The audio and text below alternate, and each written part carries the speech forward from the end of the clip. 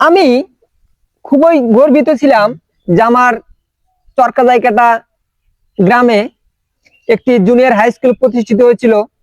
এটা অনেক আনন্দের বিষয় যে আমরা অনেক দূর দূরান্তে স্কুলে যাইতে পারতাম না, বা সাইকেল ছিল না, অভাব অনটনের কারণে কিন্তু আমরা যাইতে পারছিলাম না। আমার চরকা জায়গাটা 2000 সালে চরকা জায়গাটা জুনিয়র হাই স্কুল প্রতিষ্ঠিত হয়েছিল, সেটা ভালো কথা।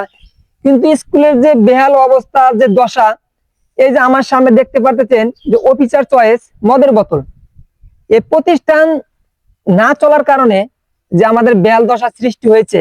এখানে রাতের আধারে বা বিকেল টাইমে অনেক দূর দূরান্তের ছেলেবেলে এসে অফিসার চয়েস বা গাঞ্জা সেবন করে।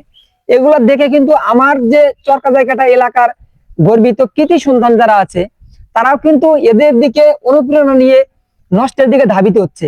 তাই আমি আমার চরকা জায়গাটা বাসীর যুব সমাজ এবং কি শিক্ষক মন্ডলী যারা এই আমার প্রাণপ্রিয় চরকা জায়গাটা জুনিয়র হাই স্কুলের যে শিক্ষক মন্ডলী আছেন, তাদের প্রতি আমি দৃষ্টি আকর্ষণ করব যে কিভাবে কি করলে আমার এই চরকা জায়গাটা হাই স্কুল মাঠে রাতের আধারে বা বিকেল টাইমে এই মদের এবং গাঞ্জার সেবন নিরসন করা যায়। এ বিষয়ে আমাদেরকে কাজ করতে হবে, সচেতন হতে হবে, সবাইকে উদ্বুদ্ধ হয়ে কাজ করতে হবে।